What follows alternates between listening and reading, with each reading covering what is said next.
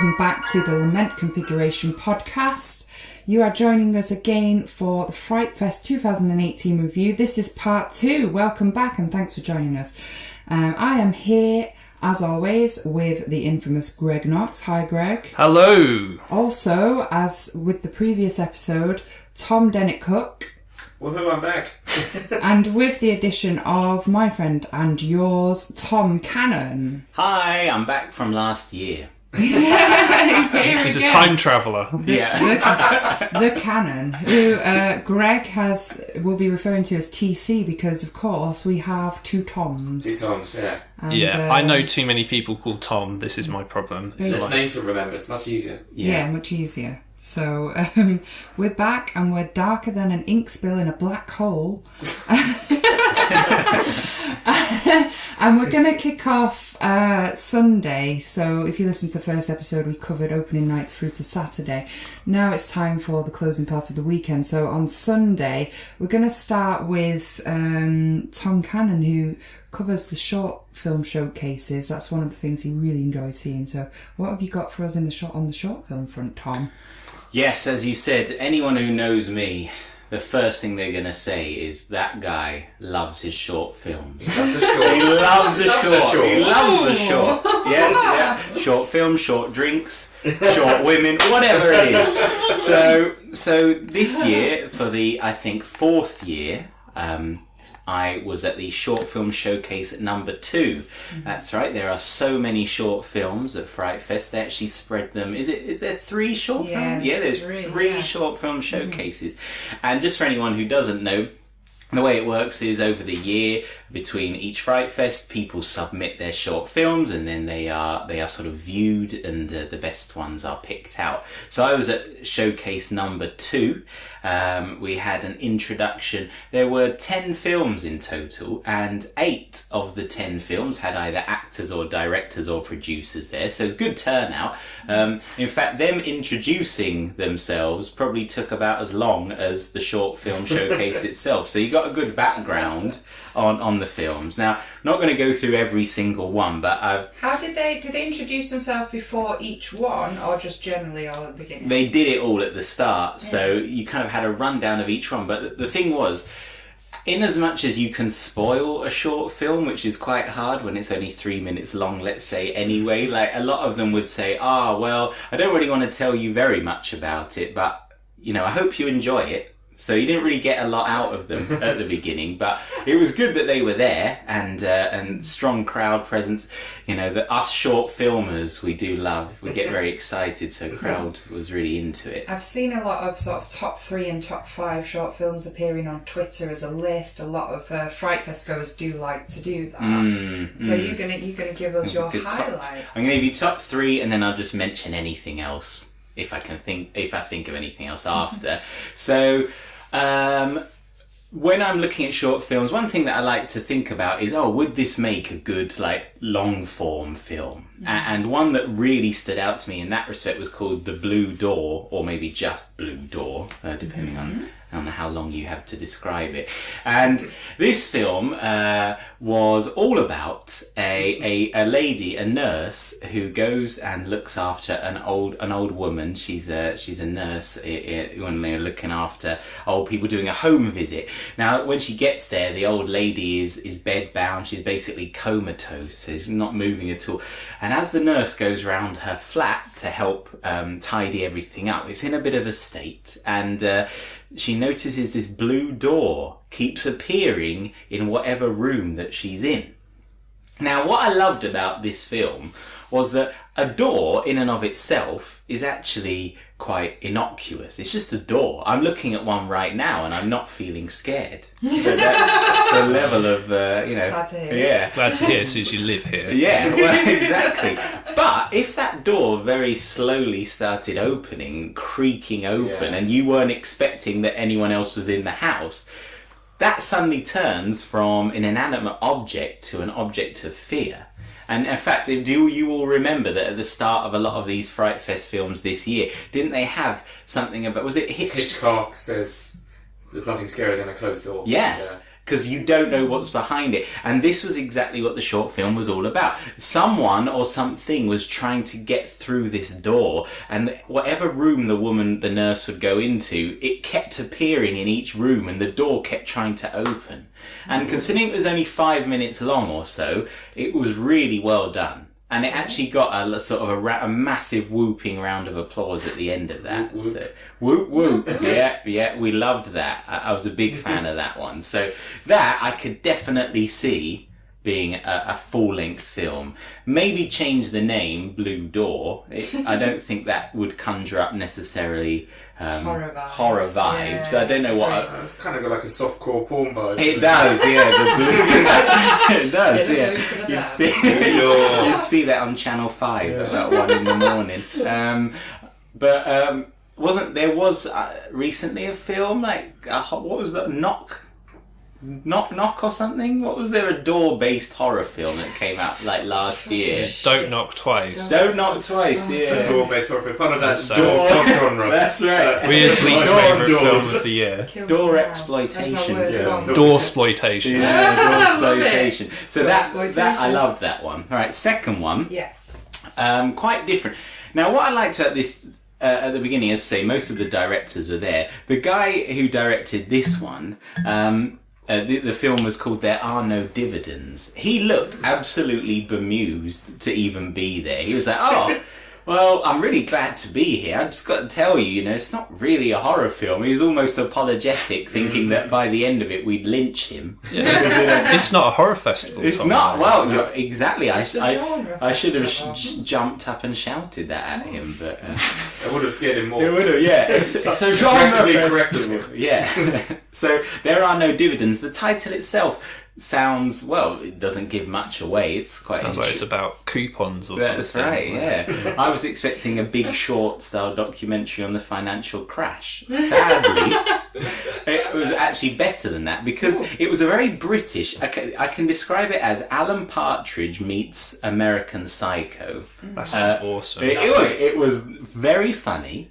It was very unique. It was essentially about a guy who gets a job interview. He goes to a hotel, one of these conference rooms in a hotel, where the guy's offering him this job.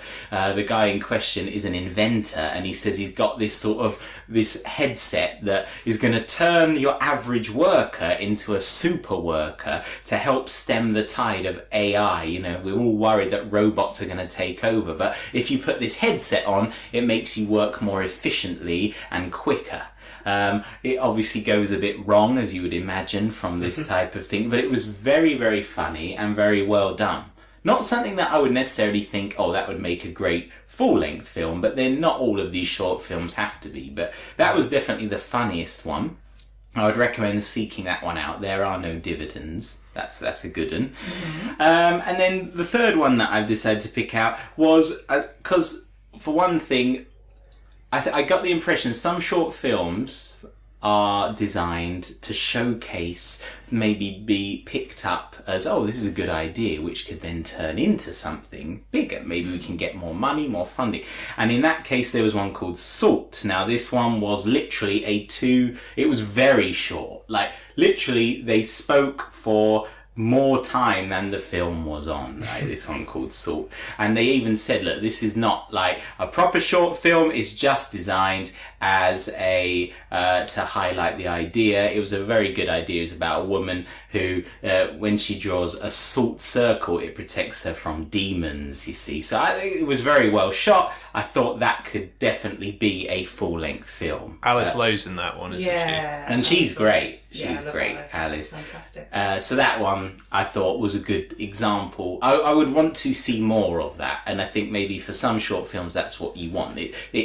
It's like an appetizer. You want a bit more of that. So any honourable mentions? There was a few, and there was 2 animations. There was one called Fire in Cardboard City, which was very clever. It was all the animation was done to look like all the characters and the buildings were made out of cardboard. And then, yes, as the title explains, there is a fire in the city. And it had a Lego movie vibe, which was very cool. So that one was good. Not a horror, but as we know, It's genre, not horror, so we're good with that.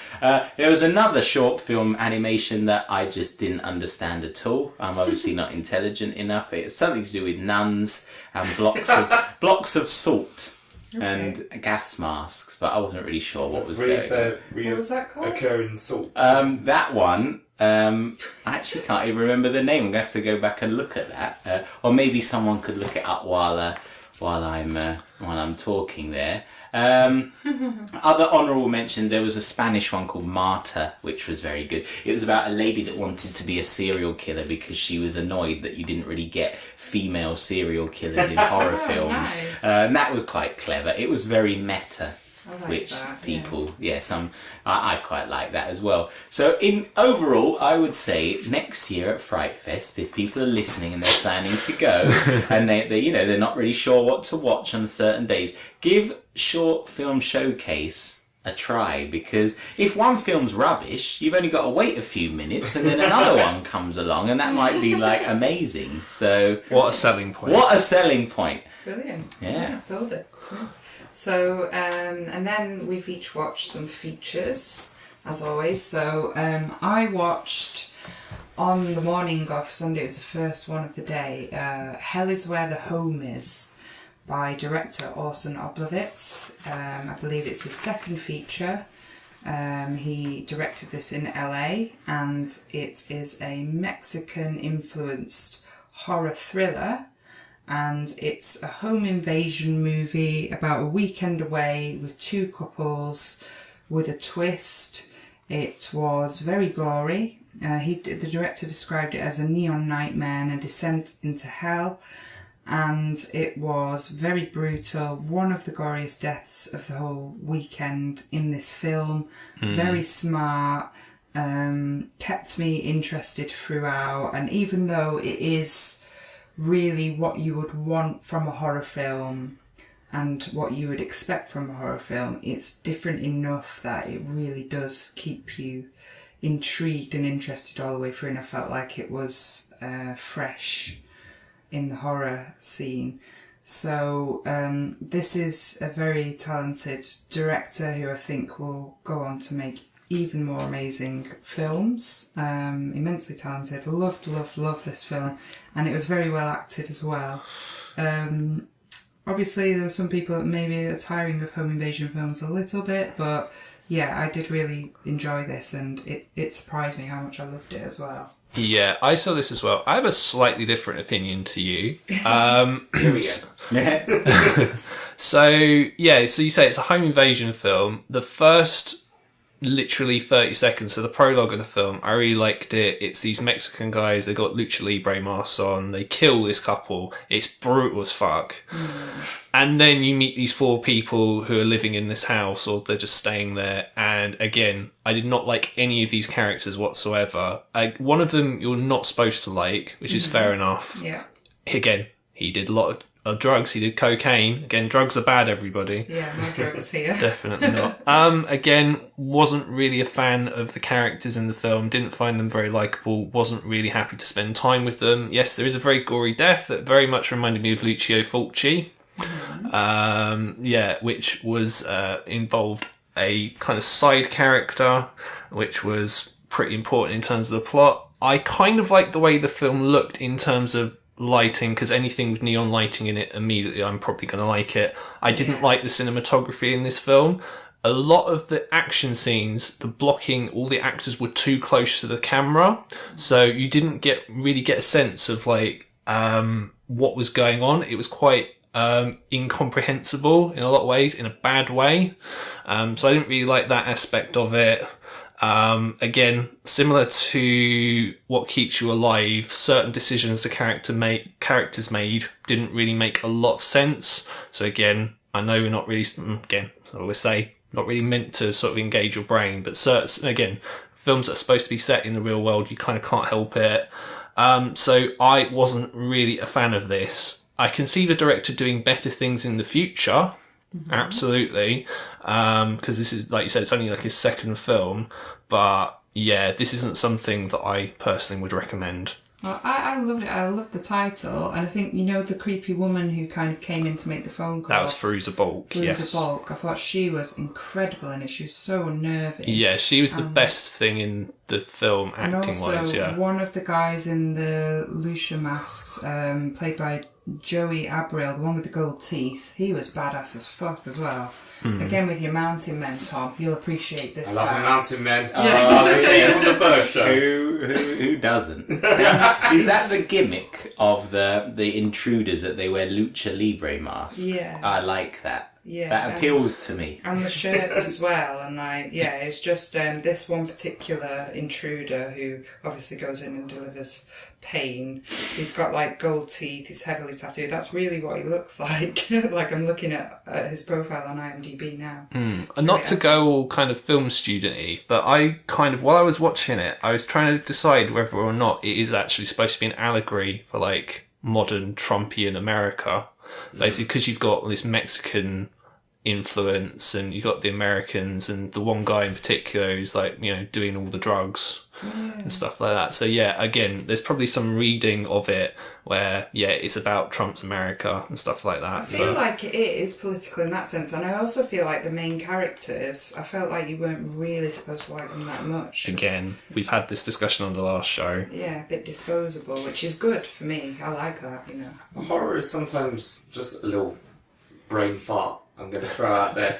Horror sometimes is best when it is tapping into that sort of political anger.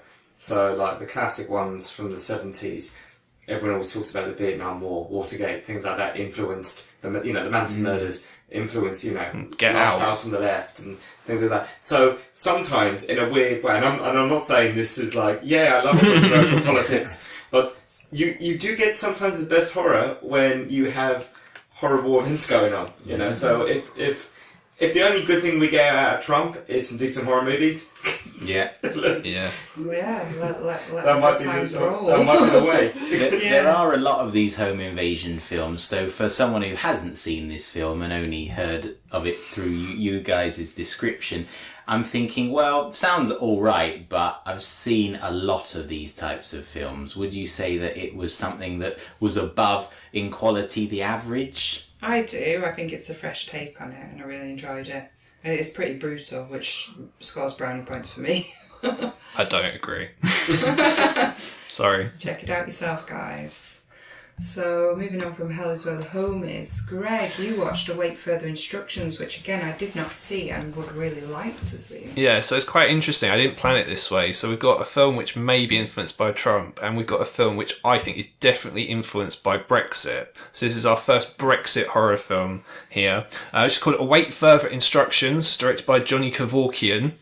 And I kind of don't want to go into it too much plot-wise, because again, one of the good things about this is like kind of seeing where the story goes. But basically what it's about family. It's Christmas time, so it's Christmas Eve. Son who's been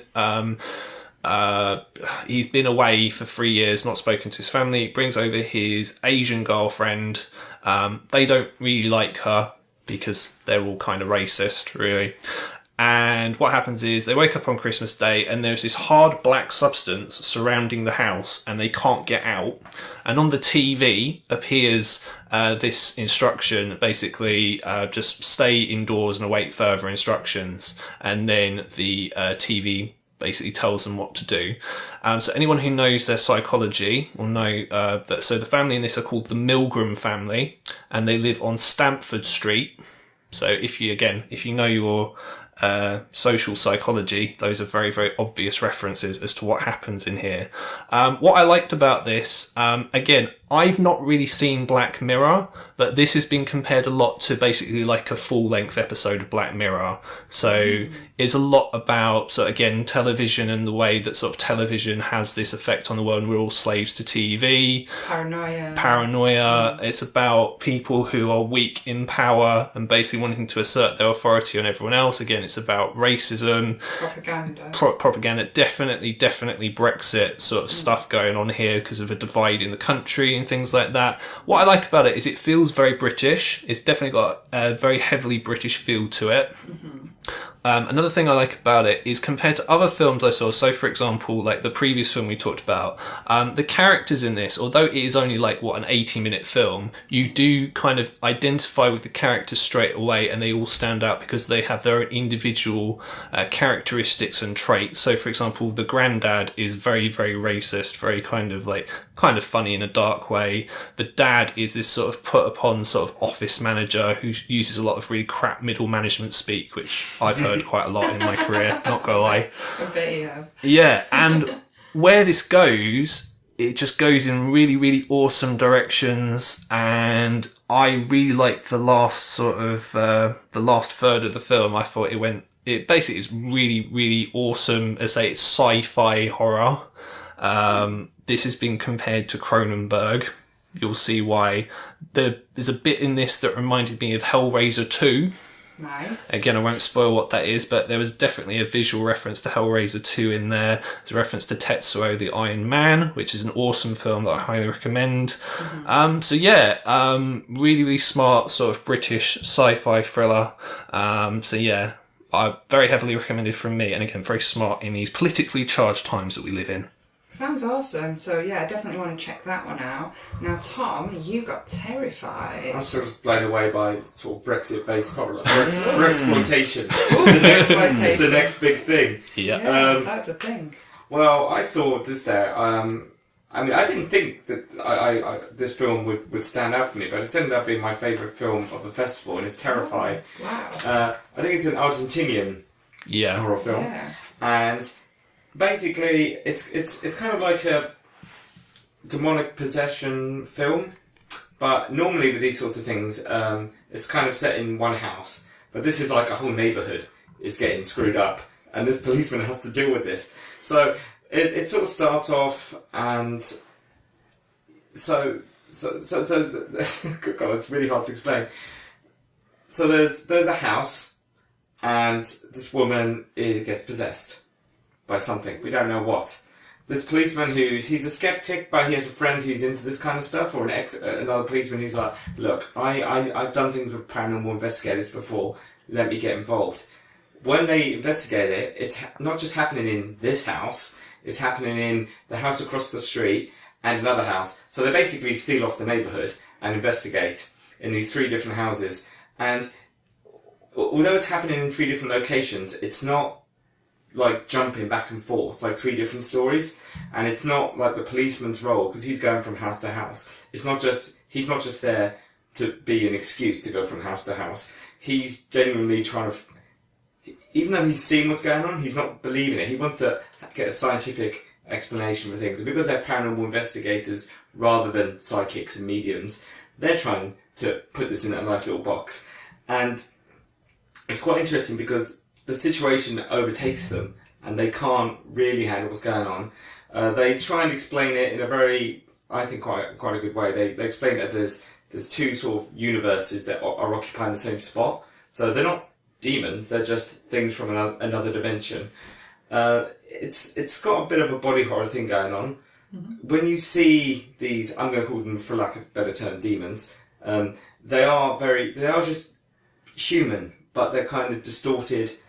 And when they take over somebody's body or manipulate a situation, it's more sinister. It's very skin crawling. It gets under your skin. Mm. And I just thought the film didn't need to be that good. It really didn't.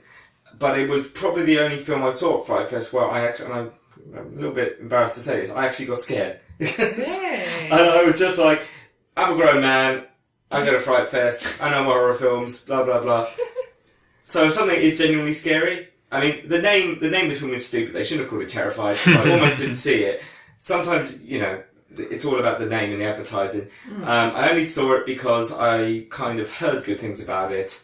People I know, seriously, give it a chance. And definitely, for me, best film of the festival. Or at least, because it's a kind of come out of nowhere, for that reason it's worth seeing. There'll be other films which everyone's talking about. If no one's talking about this, go see this, I was going to say, I think it's a direct translation of the Argentinian title. Yeah. It's not as stupid as like Hortension being called Switchblade Romance. Yeah. In the UK, which is a fucking stupid title, by the way. But yeah, I don't know if it's like that, where it might make more sense to a Spanish-speaking audience than to us. Because yeah, I kind of agree with what you mean. There's just the things that get under your skin are like before shit gets real and everything goes nuts. It's just little things like the woman who gets possessed at the beginning. The husband comes home and she's refusing to go into the kitchen. He's like, "Hey, have you made dinner?" And she's like, "No." And he's like, "Why not?" She's like, "Because there's voices coming out of the pipes." And he's like, "Okay, what are they saying?" They're like, "They say they're going to kill me."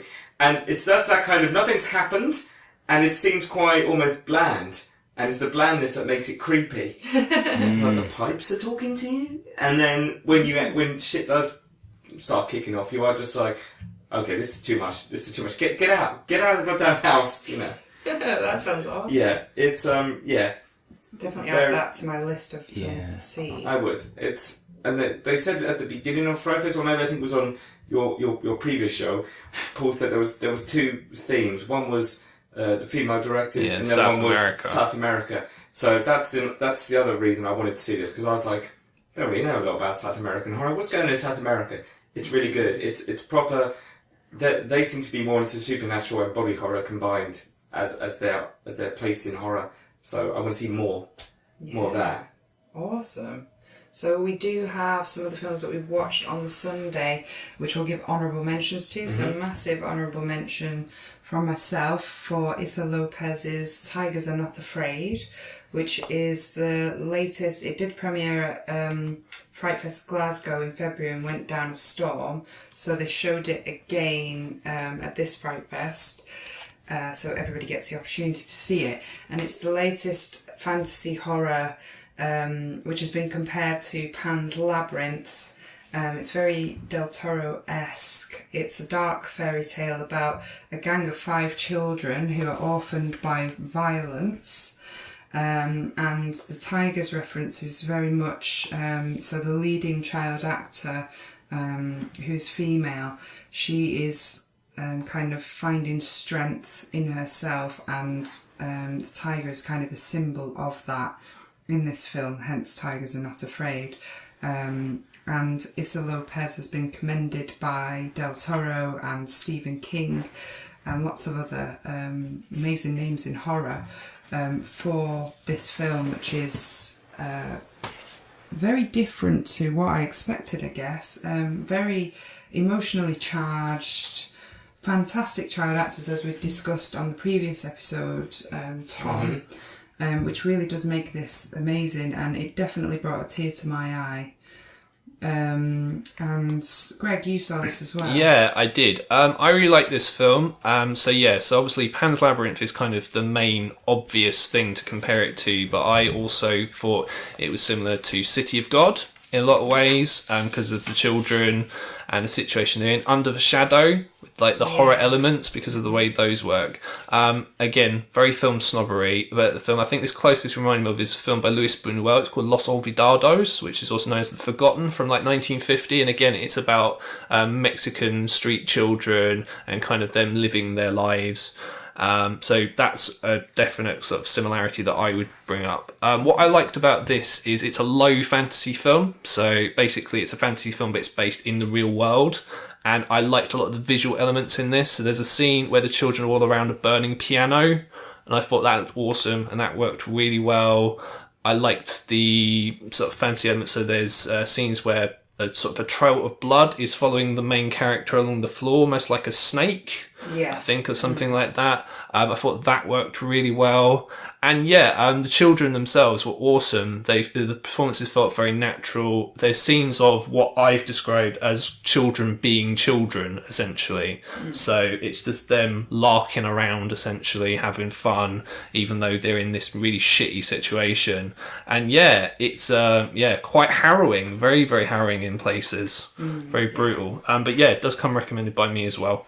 Also, another film that I saw is Bodied, which we talked about in the interview with Paul McAvoy. Again, this brought the house down. Yeah, absolutely. People absolutely were losing their shit during this film. I'm not a fan of rap.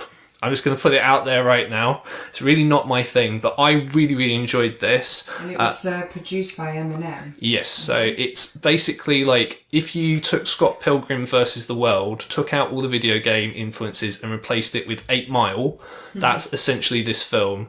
It's really cool. It's about this guy who's a university student and he's doing a university dissertation on the use of the N-word in battle rap, which, as you can imagine, sort of is slightly sort of dodgy, but the director does have previous with this. He likes sort of pushing buttons. So Detention, which is like his previous film, which Paul said, he got a standing ovation. I didn't really like it very much, so I wouldn't have been giving it a standing ovation, but hey, whatever. Are you grumpy? Grumpy Oh dear. Director Joseph Kahn. Joseph Kahn. This is a rap battle film. It's a rap battle film, so it's about a guy finding out about himself essentially through rap battle. It's very contemporary. It's a lot of references to sort of racial diversity and racism in itself, and culture, whatever the fuck that means, culture even, sort of in American politics of the day and things like that. It's very of this time. I can see this being dated as fuck in about 10 years time, but whatever. Really enjoyed it, really fun. It was 2 hours long, it flew by. Obviously, as Paul said, not a horror film, not a fantasy film, sci-fi, action, whatever. It's more of a comedy, really, more than anything else. But yeah, absolutely loved it. If you're into your rap, you might get a lot more out of it than me. But there's some sick bars being spat out, I can tell you. Yeah, I sound really white just then. Are you going to start battle rapping yourself now? Oh, fuck no. I'd get destroyed. The battle rap. The battle. Oh, yes. What's up, guys? But yeah, really recommend Bodied. Excellent. Yeah, so that along with One Cut of the Dead and Tigers Are Not Afraid were sellout over the weekend and got a massive reception from what I've heard being discussed. So those, I really do need to see Bodied. Another one that I wanted to see, The Man Who Killed Hitler and Then the Bigfoot. Which I also saw. I had a very busy Sunday. Oh, so everybody else saw it except me. Okay. Tom? Okay. I like this film. I know it's a cliche now for me to be talking about Nazi-related stuff. Yeah. Just a bit. You're the go-to. I'm the go-to for Nazi stuff. Yeah. He's got a watch like the one in the film. If you need to know about Nazis, that's fine. Yeah, that watch, which is the like little with the swastika on it, that was awesome. Okay, so I've kind of said already a few times, so one of my themes at the festival is films with exploitation titles that end up just playing it straight rather than for humour. And this film, perhaps one of the reasons why not everyone went for it, is because the title, The Man Who Killed Hitler and Then the Bigfoot, sounds very funny. And actually, the film is not funny. It's done very straight, very sombre, slow burning, quite sad and sombre, really. If you take the title, the best way I could describe it is, if you take that title, The Man Who Killed Hitler and Then the Bigfoot, the two things that jump out is Hitler and Bigfoot. But the film is the man. Hitler and Bigfoot are minor characters in this film, really. The Bigfoot thing could almost be dropped. For me, it was primarily about a guy. He is this when he kills Hitler in the war, it's a secret mission, so nobody knows it happened. And it's so secret that even to this day, it's kept a secret. And so he is this kind of unsung hero, and he's just he gave up so much of his life, both during the actual events, because it kind of fluctuates between two timelines. Him now as an old man, where he's played by Sam Elliott, who's, I'm going to say he's brilliant, but he's always brilliant, so it kind of goes without saying. He is really good, isn't it? And weirdly, Aidan Turner, who plays him as a young man, killing Hitler, and that was some bizarre casting. I would not expect him to be in this, but he was, and he was good. There's one scene here which really sums up why he's so miserable. And he's been sat down by this, I think it's CIA or FBI, some government guy, who's like, my dad used to tell me stories about you, you're a hero, you're the guy that killed Hitler. And he's like, shut up, I'm no hero. In that way that war veterans always being humble. But he's like, no, literally, I killed Hitler, it didn't make a difference because the war carried on, they just kept it secret. And basically, his little monologue there is all to do with how the myth of Hitler and Nazism outlived Hitler. So he didn't stop anything by killing Hitler. So not only did he give up his life then, and his whole life now, to protect this secret, but it was completely meaningless because it didn't change anything. So it's very sad in that sense, and I think maybe for me, I liked it because it was sad and it wasn't the exploitation film that everyone was expecting. Yeah. And yeah, Sam Elliott's great, Aidan Turner's great, but it's not for everyone because Greg, I don't think you went for it. No, I didn't really like it. I thought it was alright. Sam Elliott is really good. If they called it The Man Who Killed Bigfoot Hitler, so they combined Hitler and the Bigfoot to some sort of weird amalgamation, I think that would have been awesome. Maybe it was just the wrong festival for it. It was sort of a bit ponderous. Scenes kind of dragged on too long. There's a scene near the beginning where Aidan Turner is being shaved by some Russian man. That scene went on for ages and didn't seem to serve any purpose whatsoever. I was getting a bit annoyed by that point.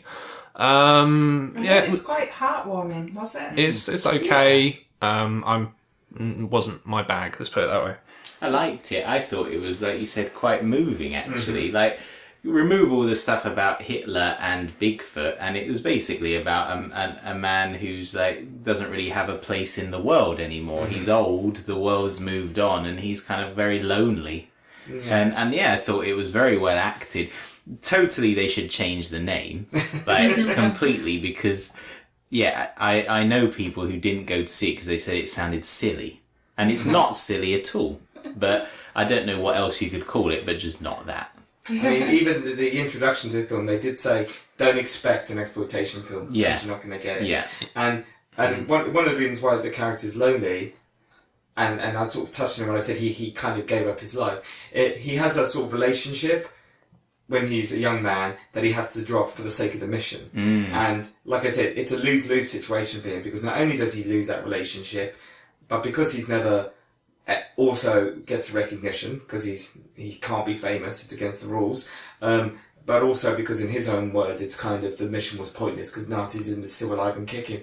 There's that sense of, so you gave up the love of your life for this opportunity that ended up being kind of meaningless. So he has, as you say, he has no purpose in the world. He's just a lonely man who gave up everything for nothing.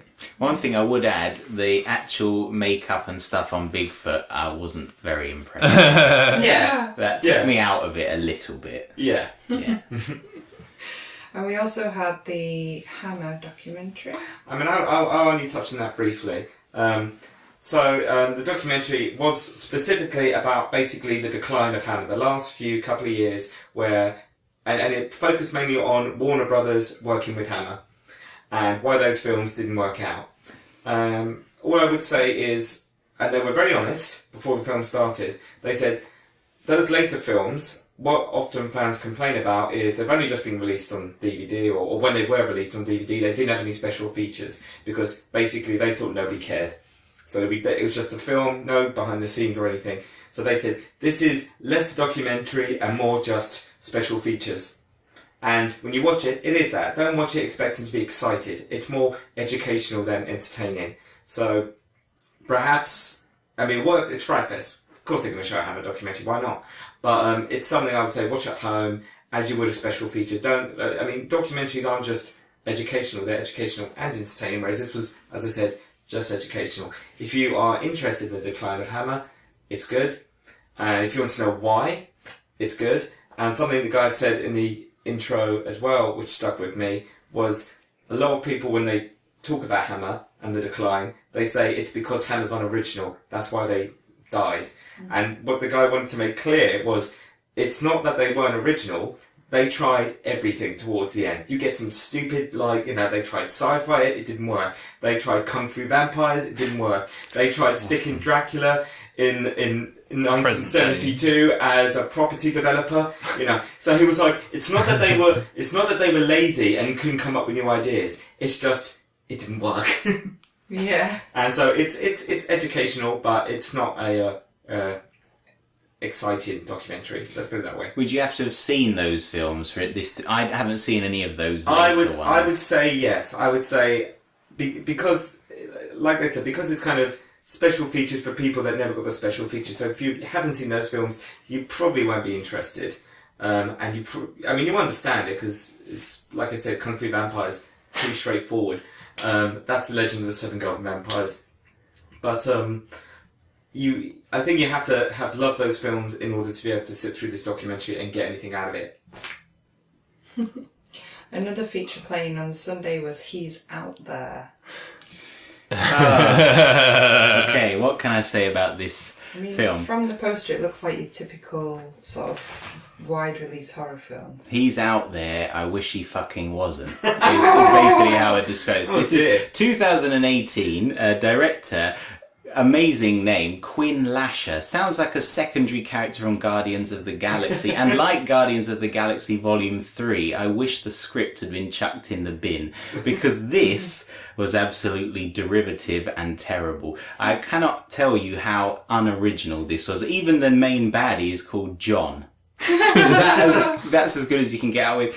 A woman goes to a cabin in the woods. Oh, another one. There we go. With her two children. She made it a drinking game. And she gets terrorised by some John. guy, by John. John. There we go. That's the whole film. You could plot this whole film. We could probably sit round and you could probably guess all the beats that there were. We've got the husband who's, he's going to join them later and he doesn't arrive, until late into the night. We've got the local neighbours who may or may not be involved. They're a bit crazy. Like, are they possibly involved in all of this? It's just so dull. It was the worst thing I saw this year. The one thing I know about this, apparently this is supposed to be directed by Dennis Iliadis, who did The Last House on the Left remake, which I didn't think was very good. But yeah, apparently he's had his name taken off it. Are you saying Quinn Lasher isn't a real name? Unfortunately not. I don't believe it is. No. Uh-oh. I'm disappointed now. Okay, so no props for He's Out There. Definitely not. Far too predictable. Okay, so maybe not one for me to watch. So that's Sunday finished.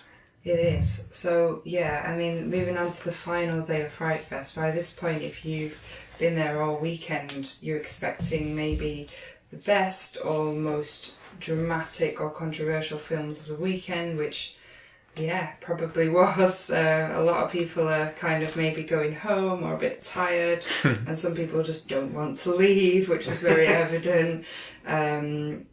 Monday. So I started Monday with Matthew Holness, his feature debut called Possum. Now, Matthew Holness, most people would know as Garth Marenghi from Garth Marenghi's Dark Place, who wrote and starred in the TV series, which I love, love, love. Now, Possum is nothing like Garth Marenghi. The lead actor who plays Philip in this extremely, holy shit, this film is dark, basically. It's got child abuse in it. You can't really get much darker than this, and it definitely is a slow burn and will be very divisive. I would probably put money on the fact that some people won't like this because it's so slow to get going. But some people will love this because... Like me. Like Greg, because it's so incredibly dark. And it's so different to anything that I saw at FrightFest. There's really not much dialogue, and like I said, the main character, who is basically the mentally tormented Philip, who is still processing this whole child abuse throughout his life. He is a very intense method actor, I believe. And it's Sean Harris. He's awesome. Yeah, it really comes across through this film, because most of what you see is him and his creepy uncle as well. And basically the story is told through a puppet that he has, where he kind of confronts his wicked uncle or stepfather, I think it is. And this puppet is like a really creepy face and long spider legs. You have to see it to see what I mean, but it's not revealed straight away either. It's kind of shown in parts and then becomes more intense towards the end, and genuinely was terrifying. It made me jump out of my freaking skin quite a few times. Yeah, it's very unnerving, isn't it? Very, very creepy, and I think the slow burn was part of it, that it really takes a long time to build up to that. It feels very British, very dank British, grim. Yeah. Grey skies, bleak landscapes. The interior of the house as well is very kind of brown, isn't it? Decrepit. Definitely getting extreme Lynch vibes, very Eraserhead. Like I said, it's like the old silent horror films. Very much reminds me of those British public information films. Yeah, it does actually. So gritty. Definite Babadook vibes. Although Matthew Holness has said that he didn't take inspiration from that because he hadn't seen it. But anybody who watches it will kind of make a connection with Babadook because of the kind of childhood element of this. Also remind me very heavily of elements of Nosferatu, or the Cabinet of Dr. Caligari, so German expressionist, silent horror movies.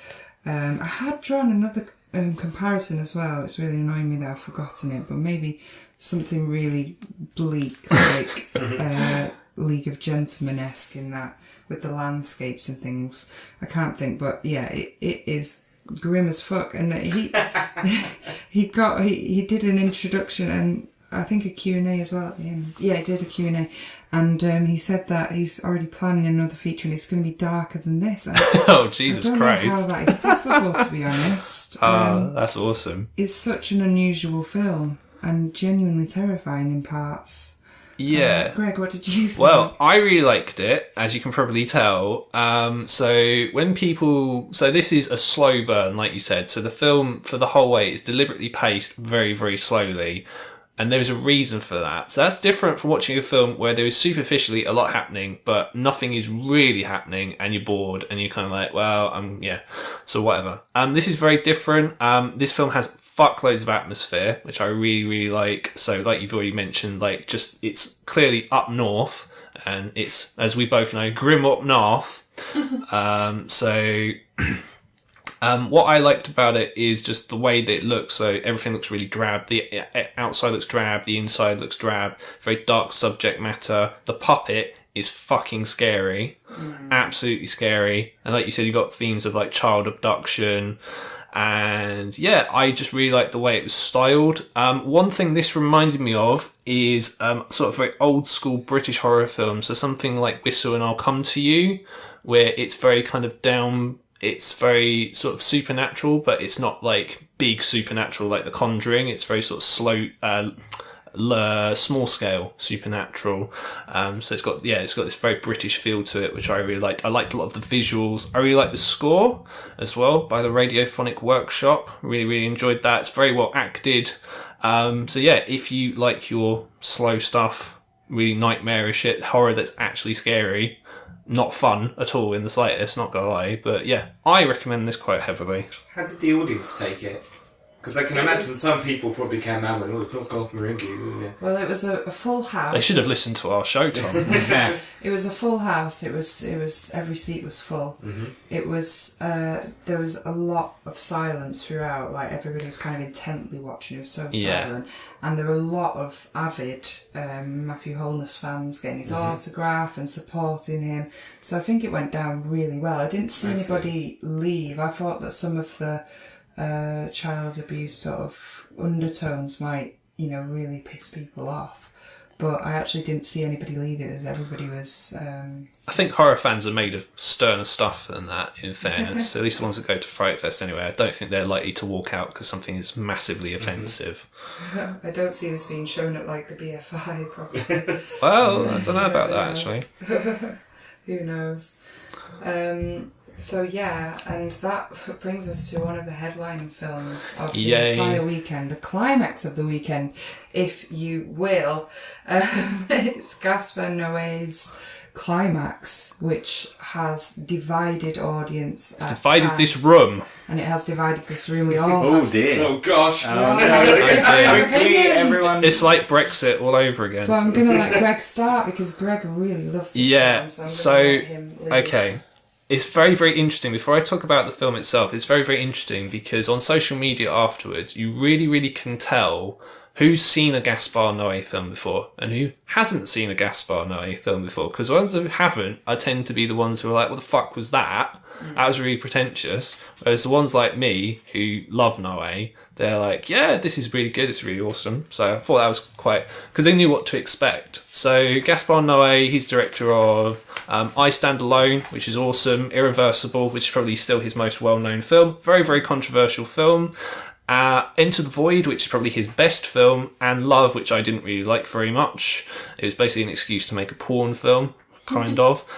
This, I would say, is a mixture of Enter the Void and Irreversible. So it's kind of like Enter the Void in the camera work, which is fucking amazing. So his regular cinematographer is a guy called Benoit Dobie, who he does. Like, honestly, I don't understand how anyone could watch any of the other horror films in the lineup with very conventional camera work, and then watch this, which has fucking amazing camera work, and it's very, very kinetic, and it's moving, and it's got lots of interesting angles, lots of interesting shots in there, and then say, like, they don't like it, you know, fuck those people, basically. But anyway, so one of the things I would say about this, for anyone who knows Gaspar Noé, is he likes to provoke his audience, because he's a prankster.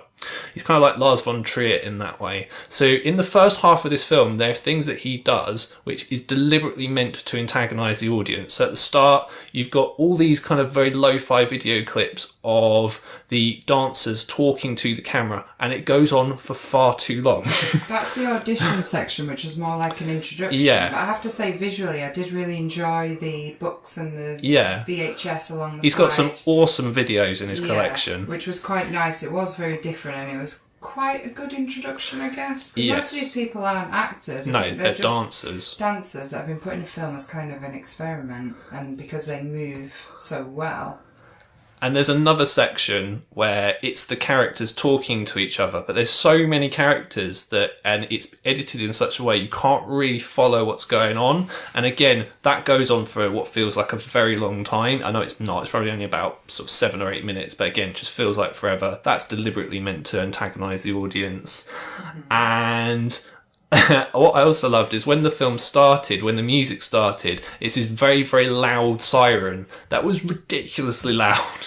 It's like deafeningly loud for about 30 seconds. This siren going off, and I'm like, yep, that's Gaspar Noé. Well, actually, Gaspar was there to do the intro, and I believe he kept getting the film turned up and up and up to the point where it was probably dangerous for the speakers. Yep, sounds like Gaspar Noé. He just wanted it as loud as possible, and yeah, it was so immersive. Yeah. And another thing he does is at various points in the film, these random quotes will appear, like these very sort of sort of philosophical quotes come up, like death is only the beginning or whatever. I don't know. I can't remember. Existence is a fleeting illusion. Yeah, exactly. Which is taken from Jean-Luc Godard. That's a very Godard thing to do. And I feel like with that, again, I know he's taking the piss, but I think if you weren't aware of the director's oeuvre, so to speak, then I think you can see that pissing people off. But yeah, just what I love about Noé. Upside down, for fuck's sake. I mean, you can't get much more. Yeah, that's very, very, very Godard thing to do. What I'd say is one of the things I love about Noé is what he'll do is this film, to me, it's not like a standard like 3-act structure story. It's a collision of sound and images. So there's constant music basically playing throughout the film, like literally non-stop. I think the only time there isn't any music is there's the electricity goes out in a very key scene in the film, and there's no music there. And the camera is literally always moving, so whether it's focused on the dancers when they're dancing or following characters around. So it follows Sophia Botella quite a lot. She's in this. I think she's like obviously the biggest name in the film itself. Yeah, she's the only kind of actress. Doing very, very Isabelle Annabelle or Johnny style, full blown writhing around. Because what happens in the film, basically, is a bunch of dancers, they're rehearsing, and then they have a party, as you do, talk about fucking each other a lot. And then they have this sangria. The sangria has been spiked with LSD by someone. Yeah. They take it and they all start having a massive acid attack. Not that kind of acid attack. LSD trip, that's what I should probably say, Yeah. I mean, for me, after I finished watching this film, I was really not sure if I liked this. Now, visually, it's stunning and amazing and so, like, different and pushing boundaries, and I respect Noé for doing that. Very much about birth and death. The end of the film is at the beginning. Yeah, he does that a lot. Is at the end. The end credits are at the beginning. Yeah, again, he did that in Into the Void as well. The main starting credits are 40 minutes into the film or something like that, and they're all beautiful. They look like logos. As a graphic designer, you'd really appreciate that. Yeah, sure. I mean, that aspects of it I loved, absolutely love that. I love it that he is just trying to provoke reactions. The camera work was amazing. You've got Aphex Twin in there and loads of other fucking amazing music that I can't believe he actually got on board for the film. And but like you say, it is an acid trip. It is a slow descent into hell. It is the most uncomfortable watch. It's loud, it's intense, it's immersive, and it did make me sick to my stomach with such themes as incest, child death. Yay. It's a very stressful watch. Not something that I feel I could watch again, but in terms of what he's doing, I really like it because, I mean, he was there in person and he just seems like he's batshit fucking crazy to be honest. Yeah. He was filming the audience watching the film. And That's what I mean about being a provocateur. Yeah, he's absolutely. Like, he comes across as really, like, not kind of a very loud and bold person. No. He's quite introvert, but he takes great pleasure in watching people being kind of provoked by his film. So he was filming people watching it, and again he had this volume that is just like, I mean, this isn't going way too far with it. He could have destroyed their speakers possibly. Probably. No. I mean, what I was going to say, I did love the last sort of 10 minutes where it kind of descends into this Sarlo-esque sort of orgy, but it's filmed in such a way you can't really see what's going on. Which is it's very dark, very and the camera is moving so much that you're like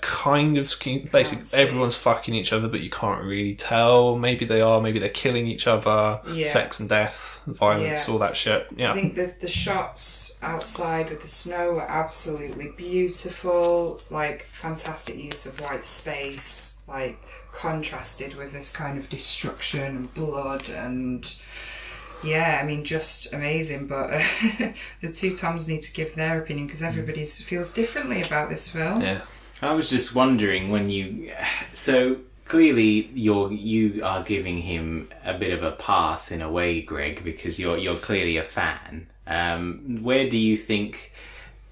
Like, okay, so you're saying, oh, well, he does these things, but, people who've seen his other films, you know what he's doing, but how far can that be took in terms of, like, objectively reviewing the film? Like, okay, do you think that if this was from another director, you wouldn't have liked it as much because you were prepared for what was going to happen? I would appreciate the camera work because the camera work is so good.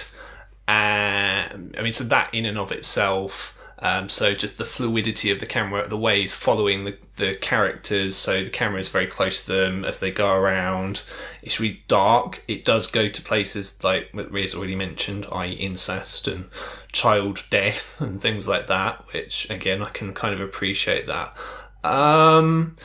More the extra bits in the first half of the film, I think. I think if you kind of know what to expect, then you can kind of take it for what it is, and like the excesses in the second half as well. It's the same like with Von Trier, because Von Trier is in the same way that he's a prankster, so he'll do things that he knows will piss the audience off. If it was an unknown director, then you obviously don't have that cachet, although Noe in his first full-length film did have an actual warning about 10 minutes from the end of the film. Basically it's like, you have 1 minute to leave the cinema, things are about to get really fucked up, and things like that, which I thought was an awesome gimmick, very William Castle-esque. Okay, I just want to talk briefly about...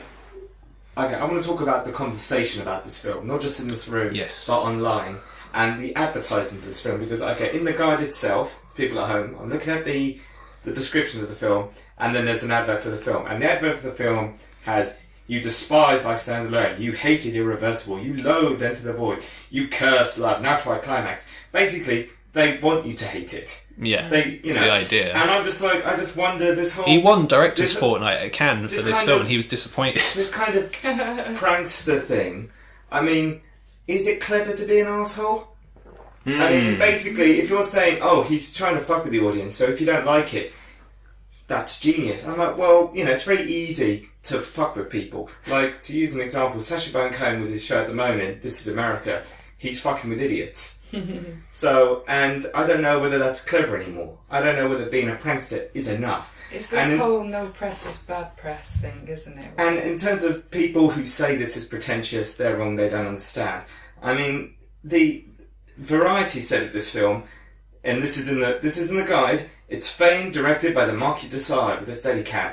That's pretentious. That's not Gaspar Noé being pretentious. That's the culture surrounding this. How is this fame meets the Marquis de Sade? It's just people taking things that sound clever and sticking it together.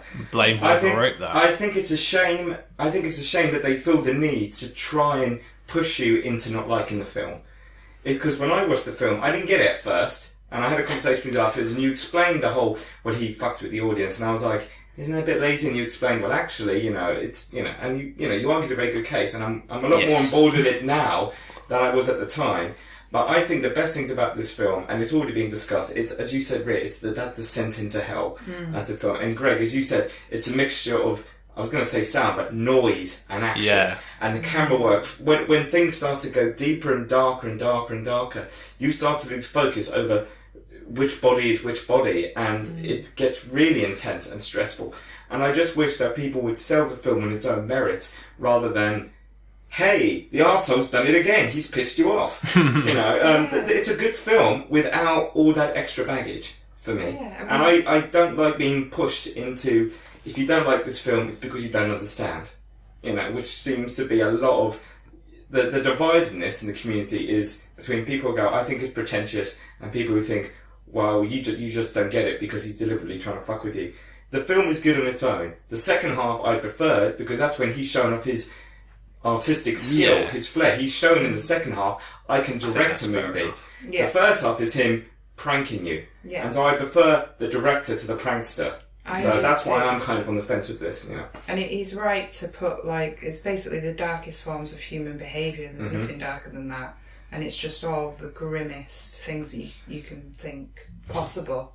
Yeah. There's nothing that is real, there's nothing darker than that. What humans are capable of. Mm-hmm. It never ceases to amaze me when they put things like that in a film versus something supernatural, which may never occur. Yeah, I mean, it's It disturbing. could happen. It's so disturbing. It sounds like you're kind of saying you want the class clown to just stop being the class clown and actually show a bit more the ability that he To has. me, he has the ability without needing to do that. Yeah, he definitely plays on that, and maybe that's what the media demands of him, and maybe that's what his agent tells him. Yeah, I mean, I don't think that's him. Like I said, I think that's the culture surrounding him. And maybe that's how they're saying this is how you sell yourself. But he may, in his own career, get to a point where he's getting a little bit tired of that. I don't know. What I was going to say, just as a maybe final point on this, because this is really fun. How many Gaspar Noé films has everyone seen? I mean, because I've seen all 5 of those films I haven't in seen that any. This advert. was the first. Okay. I've seen 2 Irreversible in this one. Okay. I've actually seen none.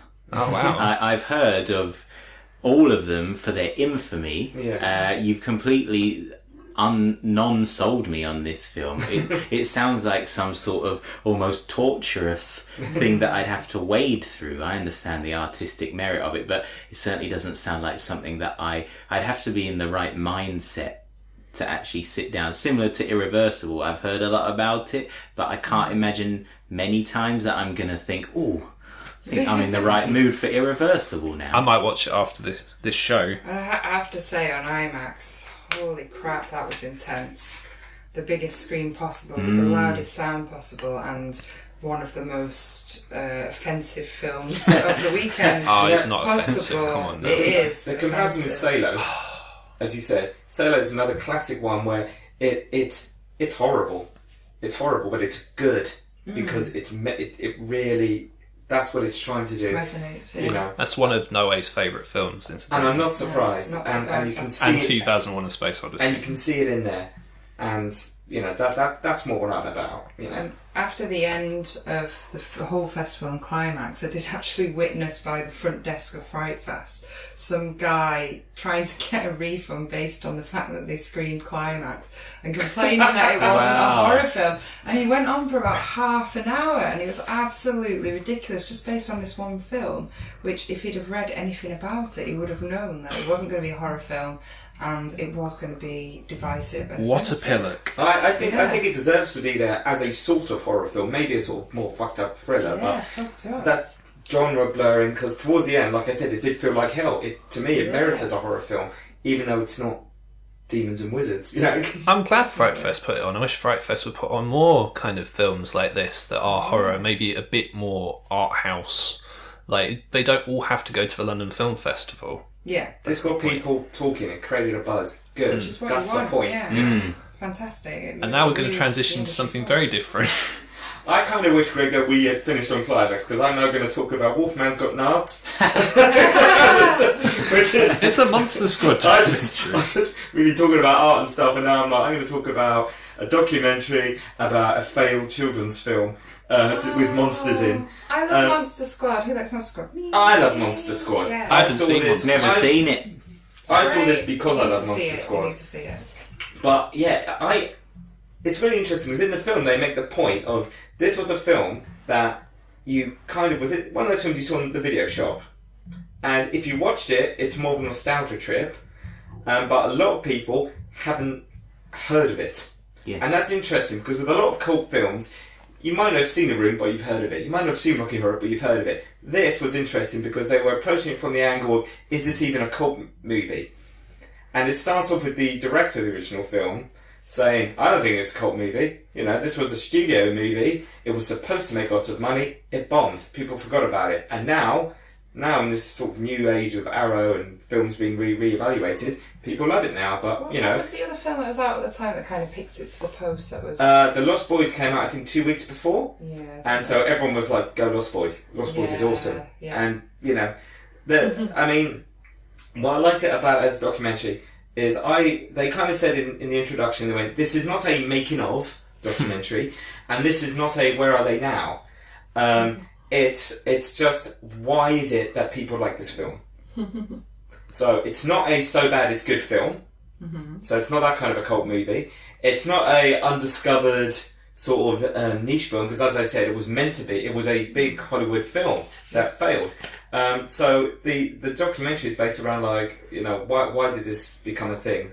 It failed at the time, and it's the very opposite of the Hammer Horror documentary. The Hammer Horror documentary, as I said, was just educational. This was really good filmmaking in itself. The documentary was a very good example of this is how you should make a documentary. It had good layers. It was split up very well. They had lots of good artwork in there by fans that was used as breaking up chapters. Nice. That sounds awesome.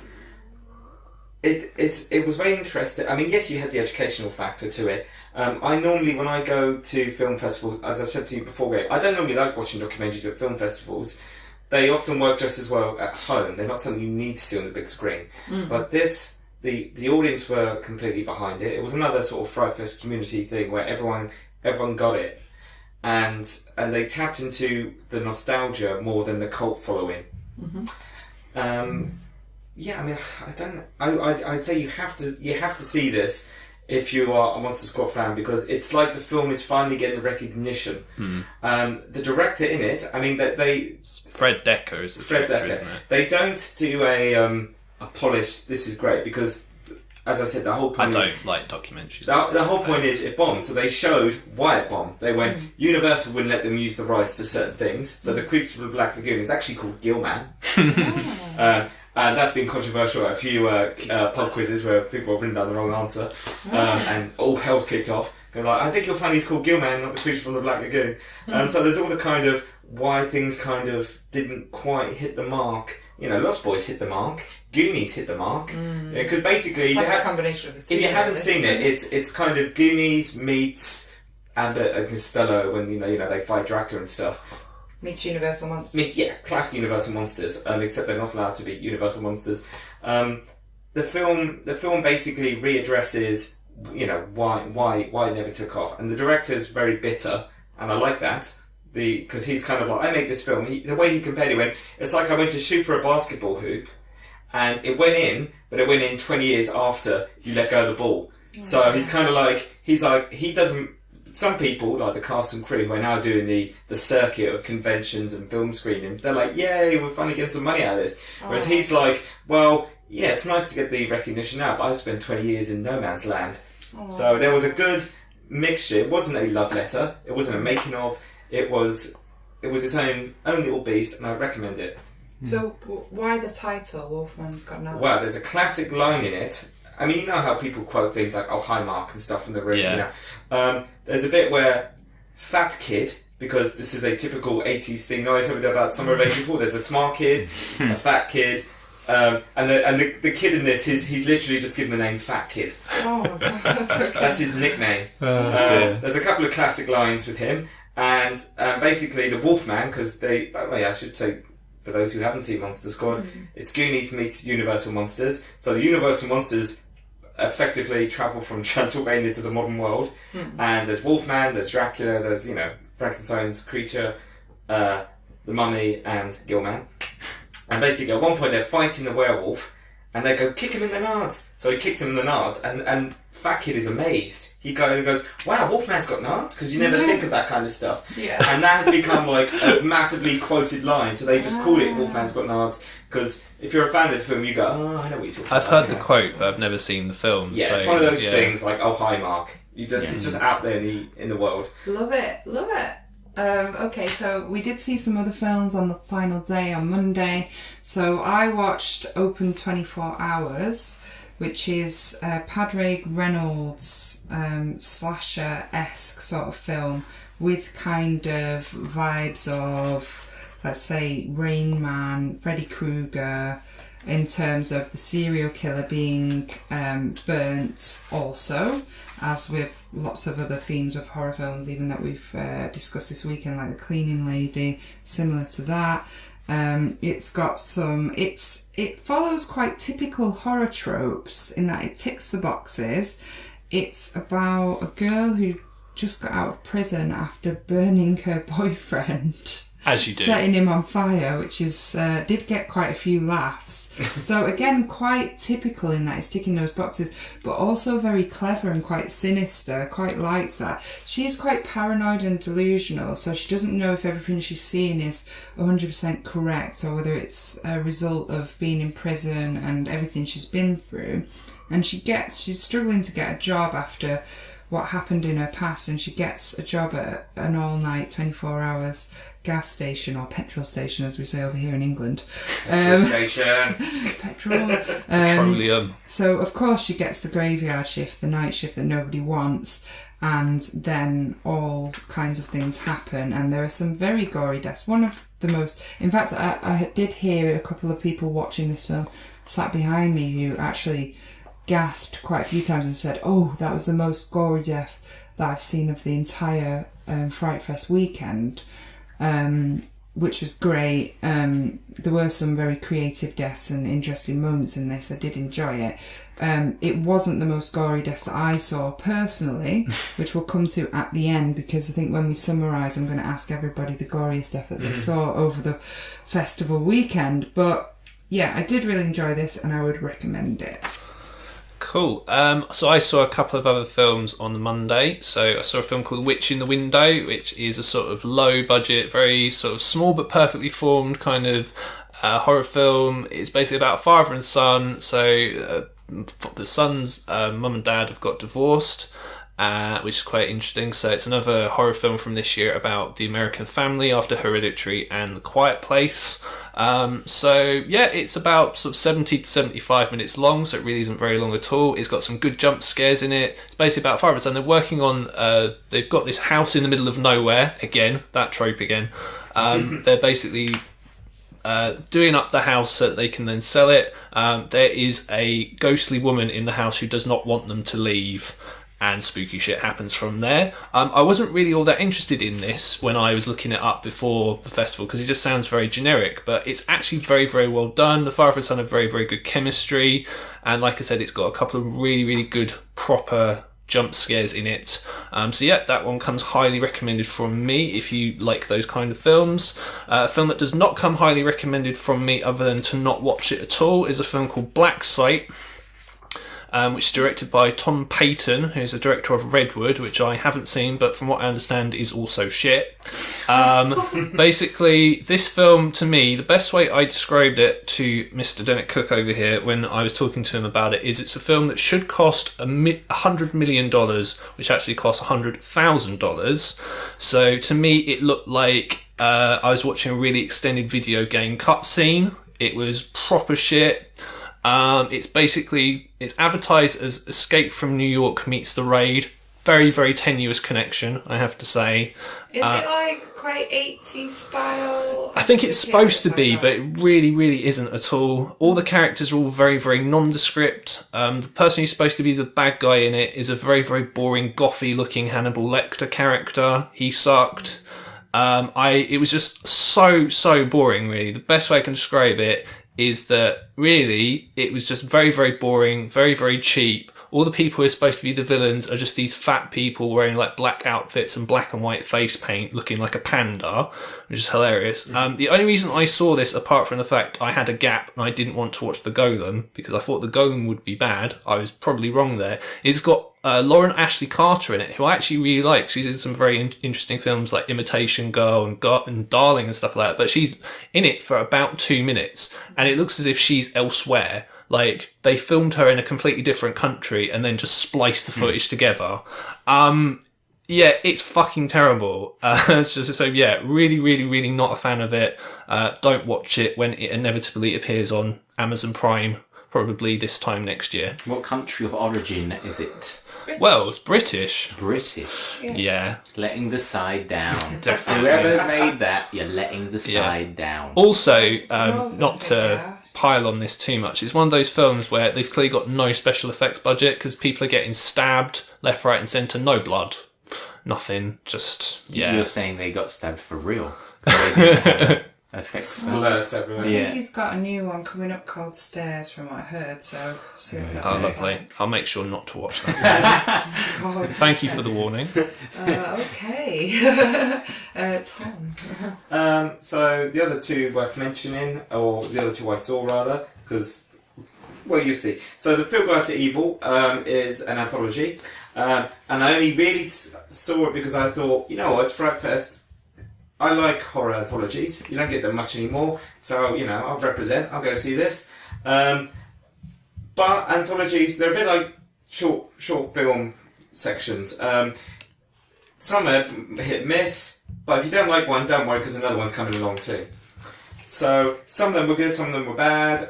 The whole concept behind The Field Guide to Evil is it's a look at various folklore things. And as I said earlier, I quite like horror films that are based on pre-existing folklore. That's why I saw the Golem, that's why I saw the Tokoloshki. Yeah. I'm going to say that again. Tokoloshki.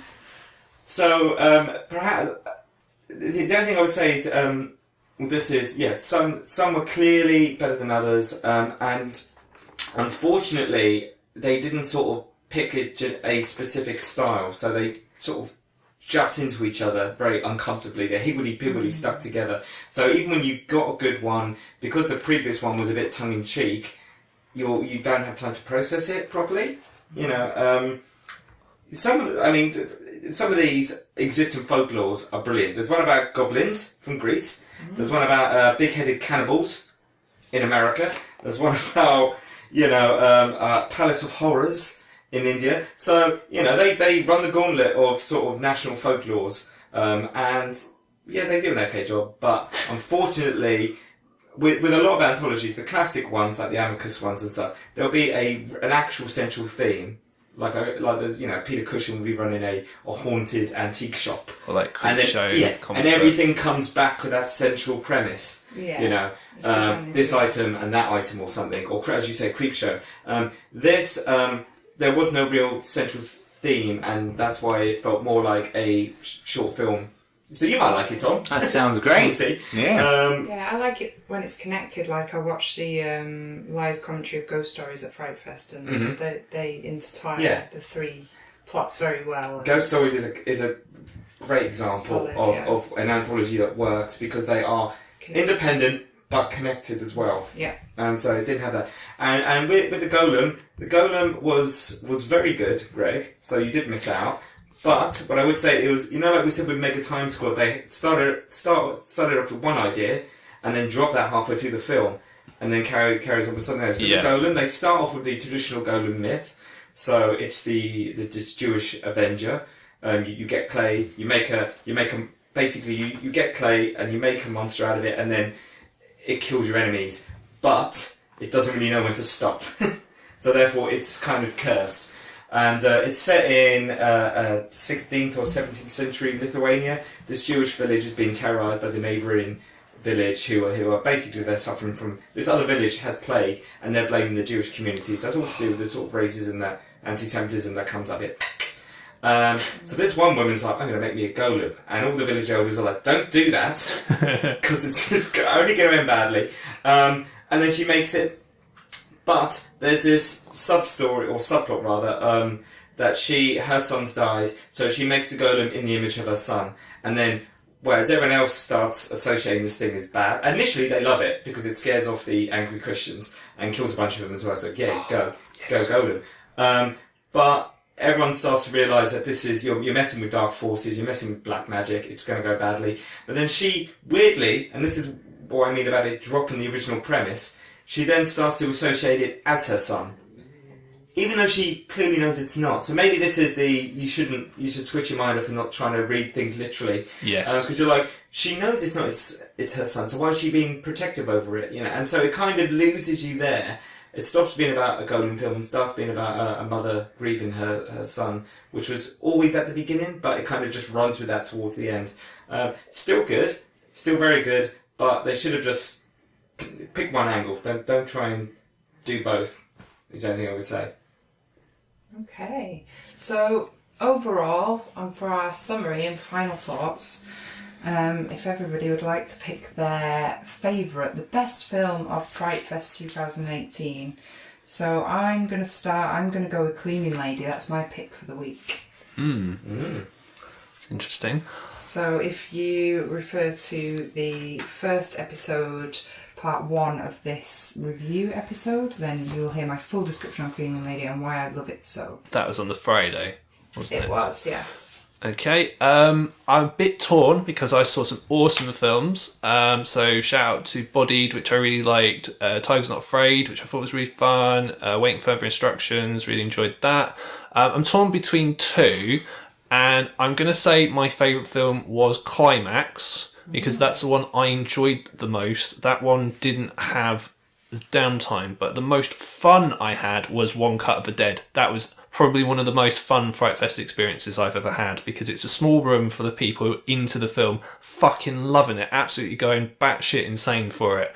So that's probably the experience I'll probably remember the most. So I'm sitting on the fence, sort of. This is...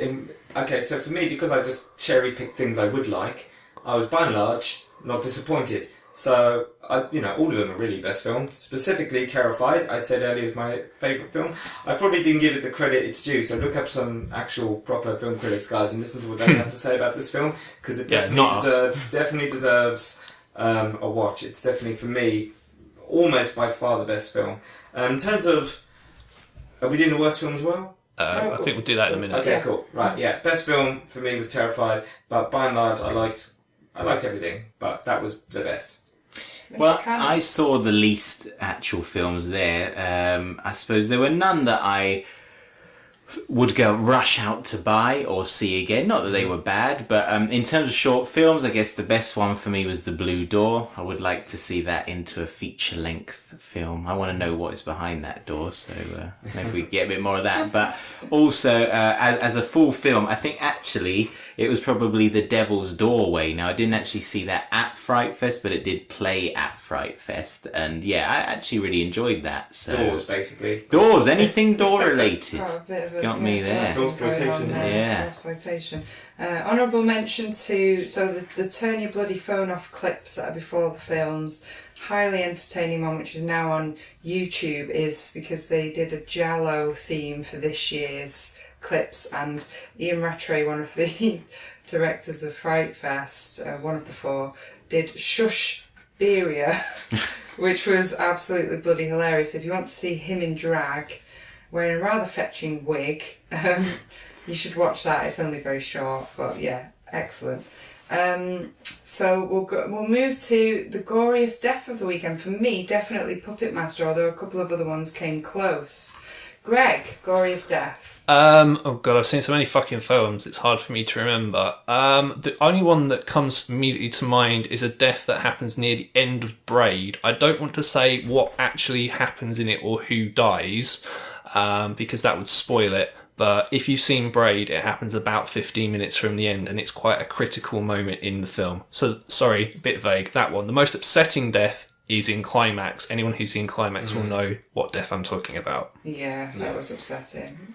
I agree with you, Rhea. Puppet Master, goriest death, and for me the most shocking, because you kind of like go, again, without spoiling, you kind of go, I know what they're going to do. Yeah, but you know exactly. They're not going to overdo it, and then they do overdo it, and you're like, oh my god, Okay. I can't believe I just saw that. They went So, not just gory, but shocking. Yeah, great death. Puppet Master. So I actually didn't see any. Yeah, there were deaths for sure. But I actually didn't see any films that were particularly gory. I guess by default, someone got killed with an axe in He's Out There.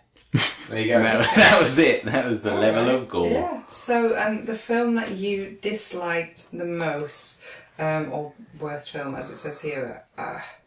Okay. Yeah, I don't think I watched a bad film actually at FrightFest, which is great because again I did kind of cherry pick what I saw, and there's still a lot more that I would have liked to have seen, which I'll try and see later. But I think for me, it's not the worst film and it's not bad, but the most controversial one that made me feel the most uncomfortable, that I wasn't comfortable with, was Climax. Boo. Controversial. Very controversial. Greg. It's really between two for me. So when I kind of decided which one it's which one did at the time I've wanted to absolutely rant about, and it's Black Site. I've literally just talked about it, but yeah, it was fucking awful. I only watched it because I had nothing better to do. I wish I hadn't bothered now. It was just shit, basically. Just really don't watch it. Okay. Much like yourself, Rhea, because I cherry picked what I thought I would like.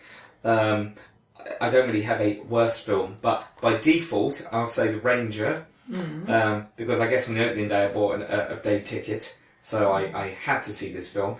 So therefore, I didn't choose it. And as we said, I mean, your listeners, this is the second show. We talked about in the first show. The thing with The Ranger is, it's not so much that it's a terrible movie. It's more, as I said on the first show, it's a missed opportunity. They focus too much on the punk thing, which was unnecessary. Yeah. Because it's quite short, you kind of want, once it does start getting good with The Ranger, there's not enough time to give the character what he deserves. So more of a missed opportunity than a terrible film. Okay. And, well, it's obvious which one was my worst one.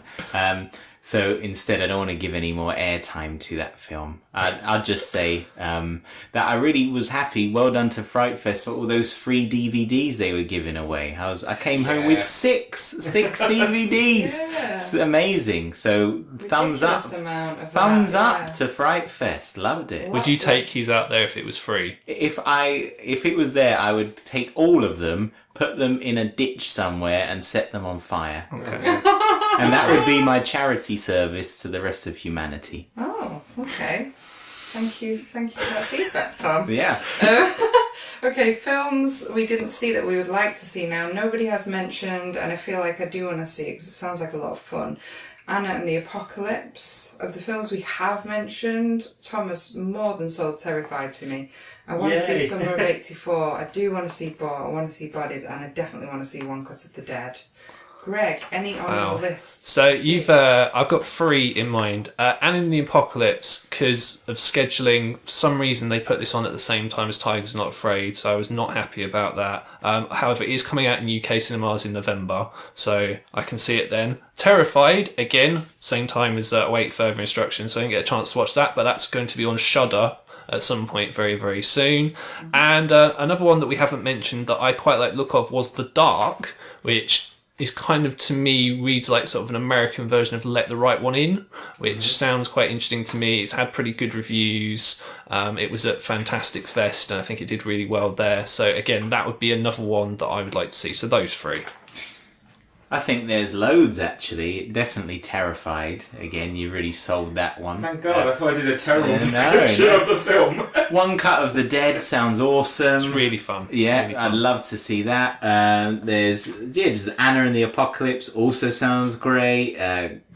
Just loads. Yeah, there's actually probably about 10 that I would go out of my way. Yeah, you've got some to catching see. up to do, I mate. know, yeah. And you can all watch He's Out There. Oh, well, yeah. Can't wait after that review. So, I mean, that brings us to the close of the second part of our review. If you've listened to both episodes, thank you for sticking with us. I hope that you got something out of the shows, relatively spoiler-free, of what you will watch in the future from our very differing opinions. Differing opinions have been brought to you by myself, Free Offend, by the awesome Greg Knott. Oh, thank you. And Tom Leonard Cook. Thank you very much. And also Tom Cannon. See ya. So we'll just do some brief plugs. I've been Reoffend. You can find me on Instagram and Twitter at Ria_offend, and also on Facebook as Reoffend, that's FEND. I'm also a model and actress as well as horror enthusiast of the highest form. I love horror.